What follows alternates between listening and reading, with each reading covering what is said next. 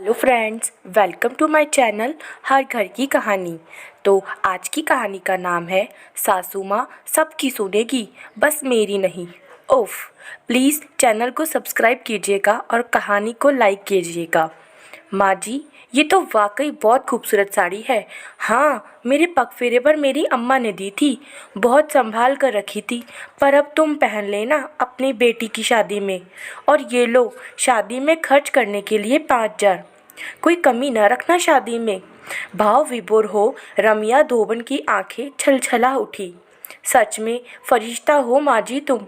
मैं ये रुपए आपको धीरे धीरे चुका दूंगी, कहकर वह दरवाजे की तरफ बढ़ चली। ये सब देख मांझी की बहू भुनभुना रही थी। जब देखो पर्जों को बिगाड़े रहती है। अब तो डूबे ही समझो 5,000। कितना समझाती हूँ, पैसों का लेन देन ऐसे मत किया करो। पूरी दुनिया की सुनेगी, बस मेरी नहीं सुननी। उफ। किरण की सास सुशीला देवी एक कोमल हृदय की महिला थी।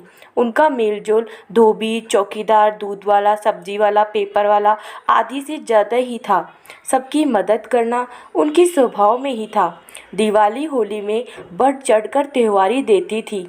इसके अलावा भी यदा कदा रुपए पैसों से इन सब की मदद करती रहती थी माँ जी। ऐसा नहीं है कि किरण को अच्छा नहीं लगता। वह कोई पत्थर दिल इंसान नहीं थी। बस उसे एक भय रहता था कि कहीं कोई ऐसी कोमल हृदय वृद्धा का गलत फायदा ना उठा ले। रोज ही तो अखबार धोखाधड़ी के समाचारों से भरे पड़े रहते हैं।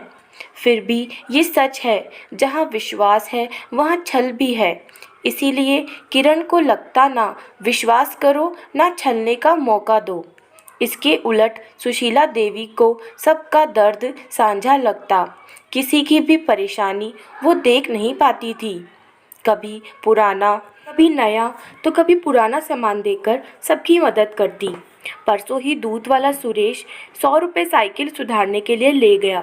अक्सर ही सब्जी वाले से वह छुट्टे पैसे नहीं लेती। सबसे ज़्यादा मुंह लगी है सुरेखा। घर आते ही सबसे पहले सुशीला देवी उसे गर्मा गर्म नाश्ता कराती, फिर वह झाड़ू पोछा लगाती।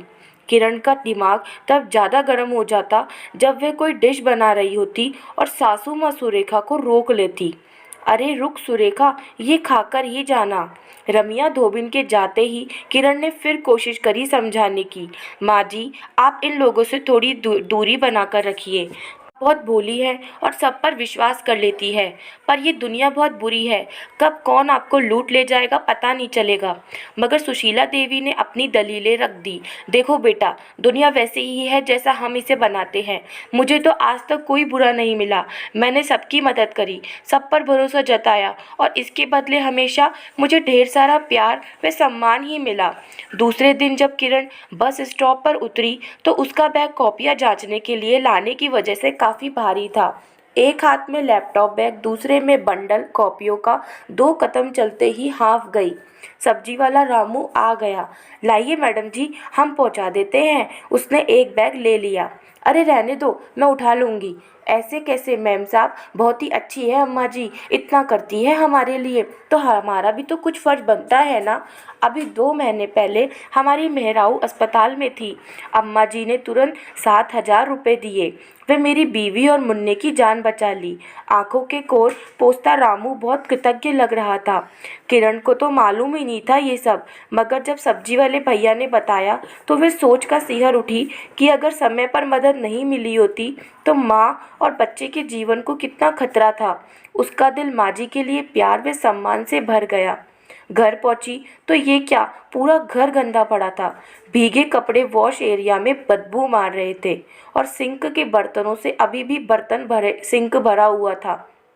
उसको देखते ही माँ जी मायूस होकर बोली, आज सुरेखा नहीं आई। किरण ने तुरंत उसे फ़ोन लगाया, मगर कभी ये नंबर नेटवर्क क्षेत्र से बाहर है तो कभी इंगेज टोन सुनाई दे रहा है। हो सकता है बीमार हो, कल आ जाएगी सोच किरण ढेर सारे फैले काम को करने में जुट गई। दूसरे दिन भी फ़ोन लगाया, मगर सुरेखा का फ़ोन कुछ अता पता नहीं था। माँ जी का लटका मुंह देख अब किरण का दिल बैठा जा रहा था। यूं भी बिना बताए उसने कभी इतने दिन की छुट्टी नहीं ली, पर इधर अब 4 दिन होने को थे। ना कोई फ़ोन आया, ना कोई सूचना। उसने पड़ोस में रहने वाली शर्मा भाभी से बात की तो एक अलग ही खबर पता चली। घबराकर माँ जी को सब कुछ बताने के लिए कहा, तब जाकर माँ जी ने मुँह खोला। सुरेखा ने अपनी शादी तय होने के बारे में मुझे बताया था, मगर वो तो अगले महीने का बोल रही थी और सामान खरीदने के लिए मैंने उसे 2,000 दिए हैं। ओह माँ जी, ये क्या किया आपने? कम से कम हमसे तो बात कर लेती। किरण को एक तरफ रोष तो दूसरी तरफ अफसोस था। लोगों से जो उड़ती उड़ती खबर सुनी थी वह ये कि सुरेखा मुंबई चली गई है। उसे सीरियल देखने का शौक था, एक्टिंग का भूत उसके सर पर सवार था। बस इधर उधर से पैसे जोड़े और निकल गई किस्मत आजमाने मुंबई। माँ जी अब गुमसुम और उदास रहने लगी थी। नई बाई कविता के साथ उनका व्यवहार बिल्कुल बदल गया था। ना उसे नाश्ते के लिए पूछती और ना ही कोई बात करती। उनका विश्वास छला गया था। अब वह दुनिया से बेगाना सा बर्ताव करने लगी थी। खुद किरण भी व्यथित थी। पैसों का गम नहीं था, खुद के सही साबित होने का अब उसे मलाल होने लगा था। दुनिया में बहुत कम लोग होते हैं जो दूसरों का दुख महसूस कर सकते हैं। उन कम होते लोगों में एक नाम और कम हो गया था, सुशीला देवी का। जो हाथ खोलकर मदद करते थे वह घबराकर सिकुड़ गए थे, ढीले ढाले निश्चित निश्चित पड़ गए थे। माँ जी अब उन लोगों से कटने लगी थी। सुबह जब दूध वाला राघव आया तो वह माँ जी को काफ़ी आवाज़ लगा रहा था, मगर माँ जी ने किरण से कह दिया, बोल दे मैं बाथरूम में हूँ, मैं नहीं मिलना चाहती इन लोगों से। ऐसे ही दोपहर में जब धोबिन रमिया आई तब भी माँ जी उससे कन्नी काटती रही। किरण कह दे मैं सो रही हूँ। रमिया ने बार बार पूछती, माँ जी ठीक तो है ना? किरण ने कहा ठीक है, बस दोपहर में थोड़ी झपकी लेती है आजकल। किरण से अब उनकी हालत देखी नहीं जाती। वह बार बार प्रार्थना करती, माँ जी का विश्वास फिर से स्थापित हो जाए। मगर सुरेखा ने गहरा घाव दिया था।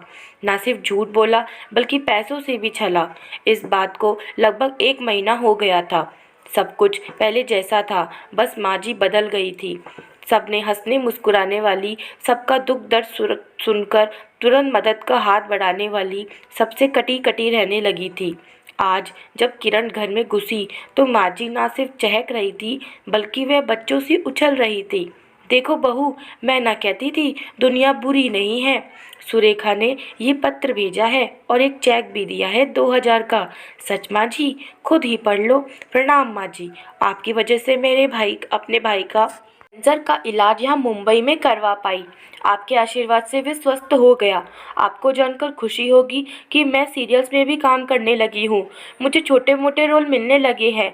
मैंने इतने पैसे जोड़ लिए कि मैं अब आपका कर्ज उतार सकती हूँ, इसलिए आपको चेक भेज रही हूँ। जल्दी जल्दी आना पड़ा, इस वजह से आपको बता नहीं पाई। फिर इतना यहाँ आकर उलझी कि 7 महीने दुनिया से कट गई। सच माँ जी, सच माने आप जैसे लोगों की इस दुनिया में बहुत ज़रूरत है, जो दूसरों का दुख महसूस करे। आपकी सुरेखा। चेक माँ जी को थमाकर किरण ने पत्र अपनी अलमारी में छुपा दिया। माँ जी भले ही ना पहचाने, उसके पति तो उसकी लिखाई पहचानते हैं। दूसरे दिन सुबह जब किरण उठी तो दूध वाले राघव की खिलखिलाती हंसी और माँ जी का उच्च स्वर उसके कानों में गूंज रहा था। माँ जी उससे कह रही थी, क्या बार बार अपनी खटारा साइकिल सुधारता रहता है? नई ले ले, नई, कुछ मदद मैं कर दूंगी। किरण पुरानी माँ जी को पाकर खुश थी। वो क्यों लोगों से कटे या शर्मिंदा हो। लज्जा तो उन्हें आनी चाहिए जो किसी के विश्वास को ठगते हैं। पर माँ जी ने भी सबक सीखा था। अब वह थोड़ी सावधानी रखने लगी थी और अब बिना किरण की सलाह के पैसों का लेन देन नहीं करती थी।